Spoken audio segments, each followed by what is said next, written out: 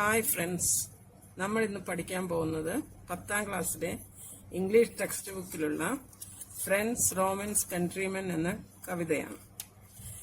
Actually ഇതൊരു കവിതയല്ല, ഒരു സ്പീച്ചാണ്.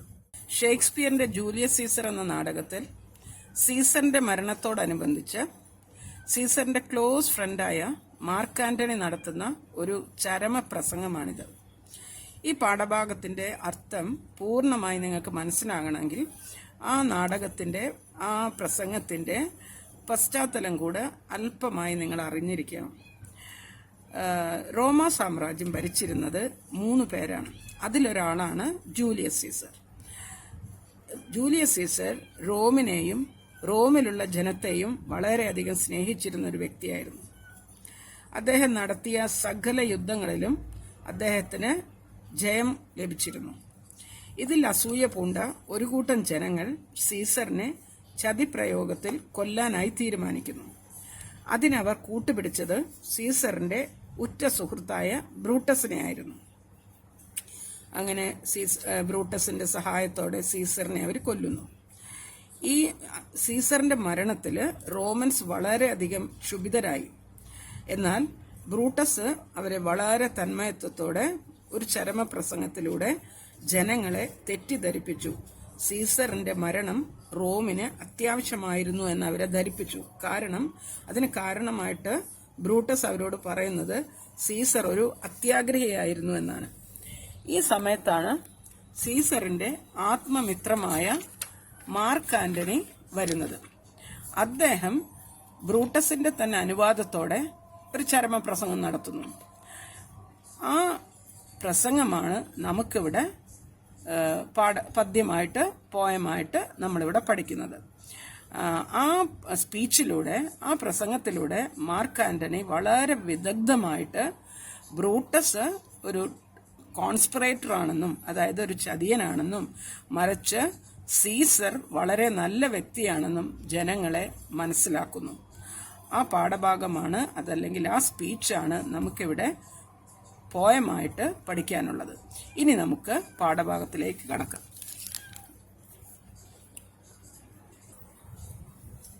Friends, Romans, countrymen, lend me your ears. I come to bury Caesar, not to praise him. The evil that men do lives after them. The good is oft interred with their bones. So let it be with Caesar. The noble Brutus had told you Caesar was ambitious. If it was so, it was a grievous fault, and grievously had Caesar answered it. Here, under leave of Brutus and the rest, for Brutus is an honorable man, so are they all honorable men, come I to speak in Caesar's funeral. Okay, ഇനി നമുക്ക് ഇതിന്റെ ഓരോ വരികളുടെയും അർത്ഥം എന്താണെന്ന് നോക്കാം. ആദ്യത്തെ വരിയിൽ friends Romans countrymen lend me your ears, അതായത് മാർക്ക് ആന്റണി റോമിലെ ജനങ്ങളെ അഭിസംബോധന ചെയ്യാണ്. കൂട്ടുകാരെ, റോമ നിവാസികളെ, നാട്ടുകാരെ, നിങ്ങൾ എന്നെ ഒന്ന് ശ്രദ്ധിക്കുമോ? ഇതിൽ ലെൻ മീ യുവർ ഇയേഴ്സ് എന്ന് പറഞ്ഞാൽ അതിന്റെ അർത്ഥം please listen to me. Okay, ഇനി I come to bury Caesar not to praise him. ഞാൻ ഇവിടെ വന്നിരിക്കുന്നത് സീസറിന്റെ സംസ്കാര ചടങ്ങിനോടനുബന്ധിച്ചാണ്, അല്ലാതെ സീസറിനെ കുറിച്ച് പുകഴ്ത്തി പറയാൻ വേണ്ടിയിട്ടൊന്നുമല്ല. സത്യത്തില് തിരിച്ചാണ് മാർക്ക് ആന്റണിയുടെ മനസ്സിലുള്ള ഉദ്ദേശം. സീസറിനെ ബറി ചെയ്യാൻ വേണ്ടിയല്ല, മറിച്ച് സീസറിനെ കുറിച്ചുള്ള ജനത്തിന്റെ നടുവിലുള്ള തെറ്റിദ്ധാരണകൾ മാറ്റി സീസറിന്റെ നല്ല കാര്യങ്ങൾ പുറത്തു കൊണ്ടുവരാനാണ്. പക്ഷെ പറയുന്നത് ഞാനിവിടെ അദ്ദേഹത്തെ പുകഴ്ത്താനൊന്നുമല്ല നിൽക്കുന്നതെന്ന്. ഓക്കെ, ഞാൻ സീസറെ പിന്നെ പറയുന്നുണ്ട്, the evil that men do lives after them. മനുഷ്യൻ ചെയ്യുന്ന ദുഷ്പ്രവർത്തികൾ അവർ മരിച്ചാലും ജനം ഓർമ്മിക്കും. The good is oft interred with their bones.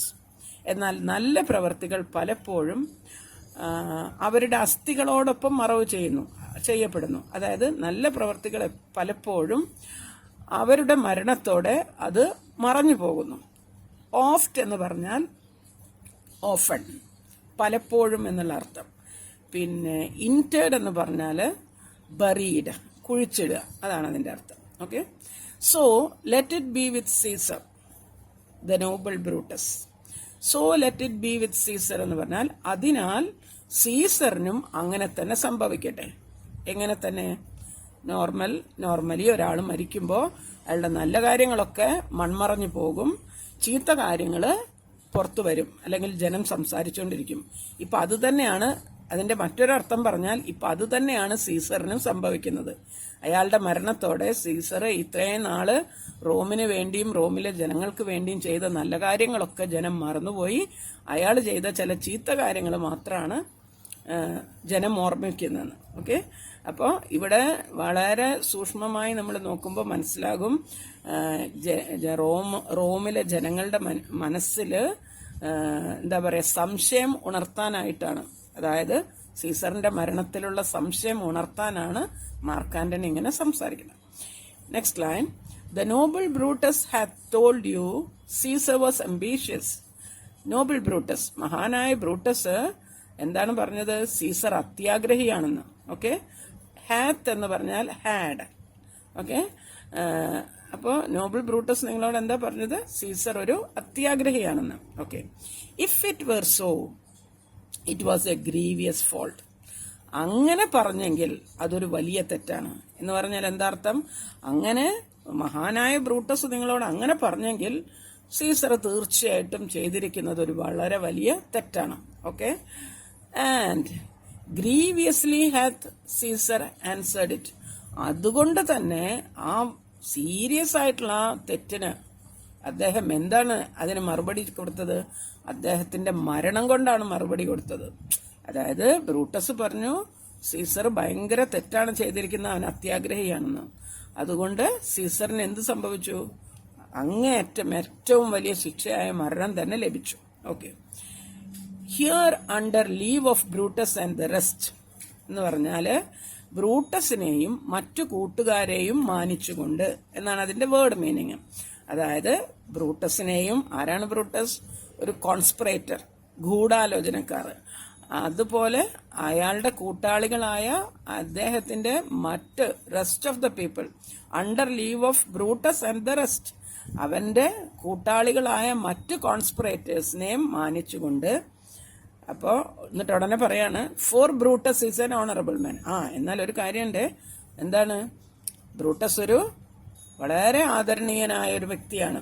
അതായത് ബ്രൂട്ടസിനെ കുറ്റം പറഞ്ഞുകൊണ്ടിരിക്കുമ്പോഴും, അതായത് പറയാതെ പറയുക എന്ന് പറയില്ലേ, എന്ന് പറഞ്ഞ പോലെ മാർക്ക് ആന്റണിയുടെ മനസ്സിലുള്ള ഉദ്ദേശം ബ്രൂട്ടസിന്റെ തനി സ്വരൂപം ജനങ്ങളുടെ മധ്യത്തിൽ വെളിപ്പെടുത്തുകയാണ്. എന്നാൽ പുറത്തേക്ക് അത് ഓപ്പണായി പറയുന്നുമില്ല, പറയാൻ പറ്റത്തില്ല. കാരണം എന്തുകൊണ്ടാ വെച്ചാല് ബ്രൂട്ടസും കൂട്ടാളികളും അവിടെ നിൽപ്പുണ്ട്. അപ്പൊ അവരെ കുറിച്ച് കുറ്റം പറഞ്ഞു കഴിഞ്ഞാൽ മാർക്ക് ആന്റണിയുടെ തല വെട്ടിക്കളയും. ഓക്കെ,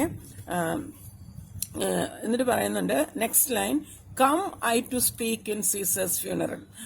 ഇപ്പൊ ഇനി അതൊക്കെ അങ്ങനെ ഇരിക്കുമ്പോ തന്നെ ഞാൻ എന്തിനാണ് ഇവിടെ വന്നിരിക്കുന്നത്? ഞാൻ സീസറിന്റെ ശവസംസ്കാരത്തിൽ പങ്കെടുക്കാൻ വേണ്ടിയാണ്, അല്ലെങ്കിൽ ശവസംസ്കാരത്തിൽ സംസാരിക്കാൻ വേണ്ടിയാണ്, അല്ലാതെ ഒരിക്കലും ബ്രൂട്ടസിനെ കുറ്റം പറയാൻ വേണ്ടിയല്ല വന്നിട്ടുള്ളത്. ഓക്കെ, ബ്രൂട്ടസ് ഒരു മഹാനായ മനുഷ്യനാണ്. ഓക്കെ, അപ്പൊ ഇതാണ് നമ്മൾ ഫസ്റ്റ് സ്റ്റാൻസയിൽ കാണുന്നത്. ഇനി നമുക്ക് സെക്കൻഡ് സ്റ്റാൻസയിലേക്ക് പോകാം. He was my friend, faithful and just to me, but Brutus says he was ambitious, and Brutus is an honorable man. He had brought many captives home to Rome, whose ransoms did the general coffers fill. Did this in Caesar seem ambitious? When that the poor have cried, Caesar hath wept. Ambition should be made of sterner stuff. Yet Brutus says he was ambitious, and Brutus is an honorable man.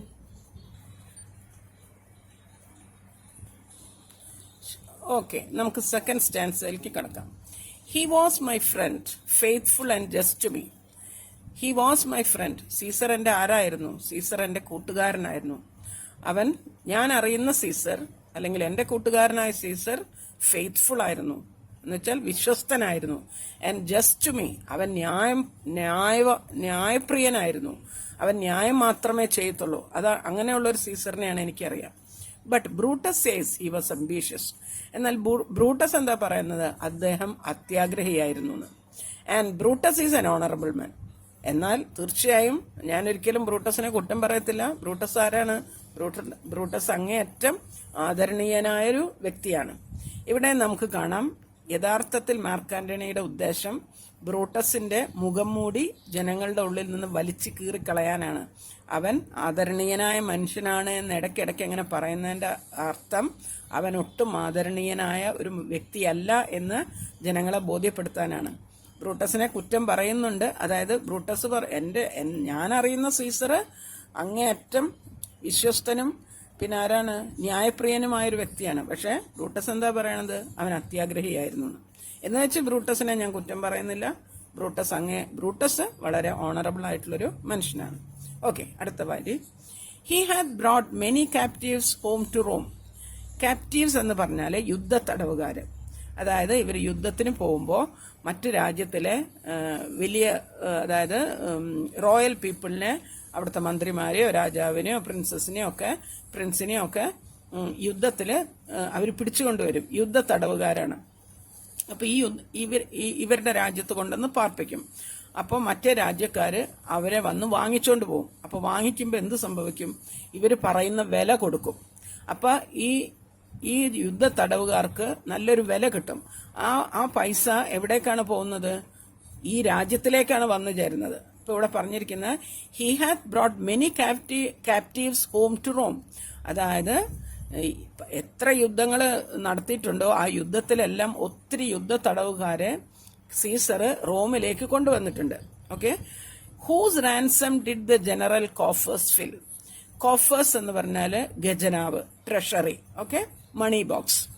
അപ്പോൾ whose ransom, എന്താണ് ransom എന്ന് പറഞ്ഞാൽ? മോചനദ്രവ്യം. ഞാൻ നേരത്തെ പറഞ്ഞതുപോലെ ഈ തടവുകാരെ മോചിപ്പിക്കണമെങ്കിൽ മറ്റു രാജ്യത്തിലെ ആൾക്കാർ ഇവർ പറയുന്ന പണം കൊടുക്കും. അതാണ് റാൻസം.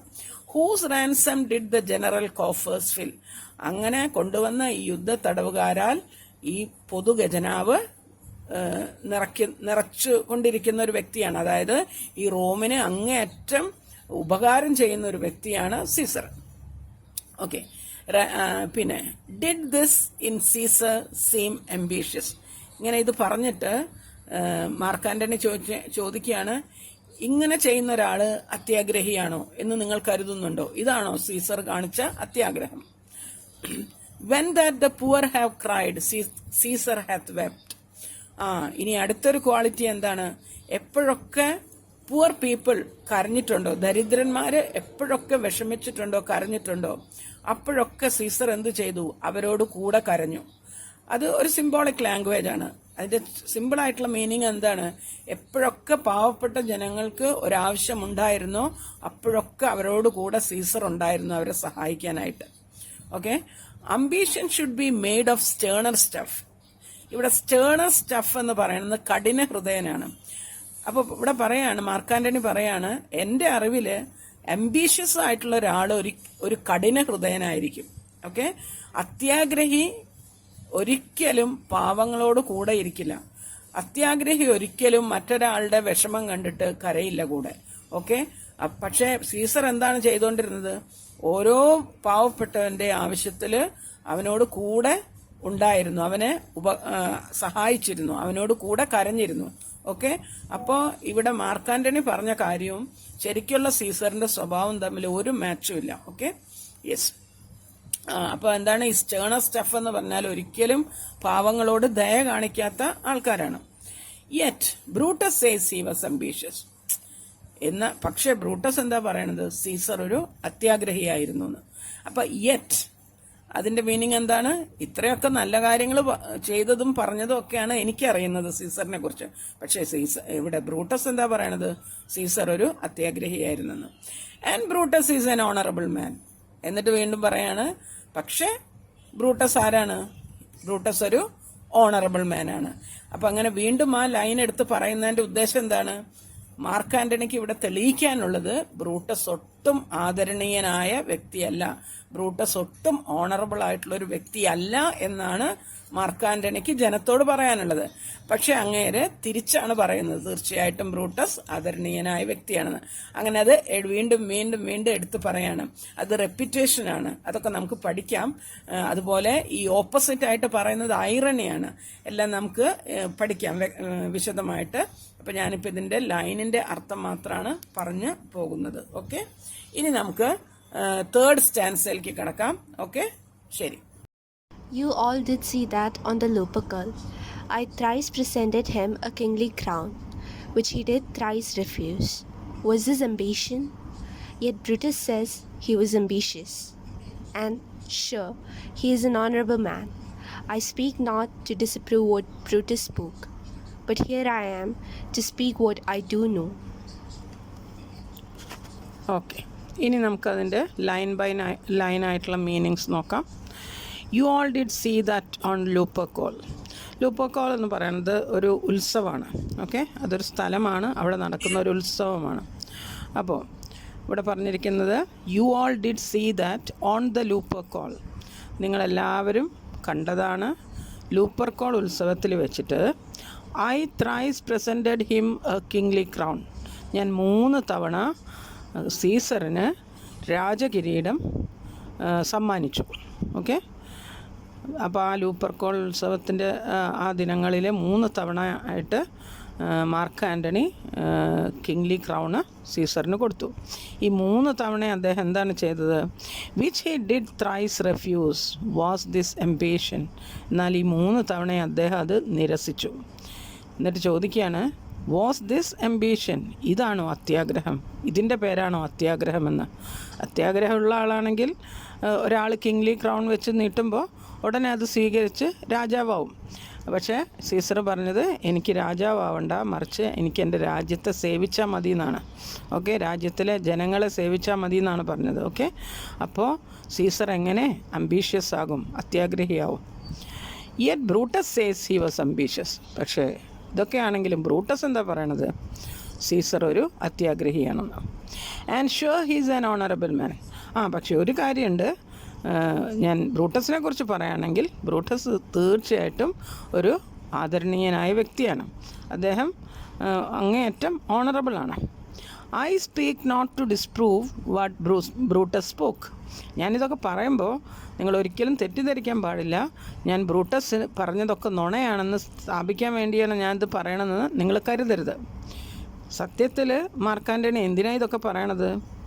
ബ്രൂട്ടസ് പറഞ്ഞതൊക്കെ നുണയാണെന്ന് ജനത്തോട് പറയാൻ വേണ്ടിയിട്ട് തന്നെയാണ്. പക്ഷേ എന്നിട്ട് അയാൾ എടുത്തു പറയണത് എന്താണ്? അതിന് വേണ്ടിയിട്ടല്ല. ഞാൻ ബ്രൂട്ടസ് പറഞ്ഞത് തെറ്റാണെന്ന് തെളിയിക്കാൻ വേണ്ടിയല്ല ഇങ്ങനെ സംസാരിക്കണത്. But what I am telling, ഞാൻ പറയണത് സീസർ എങ്ങനെയുള്ള ആളായിരുന്നു എന്ന് ഞാൻ പറയായിരുന്നു. But here I my to speak what I do no.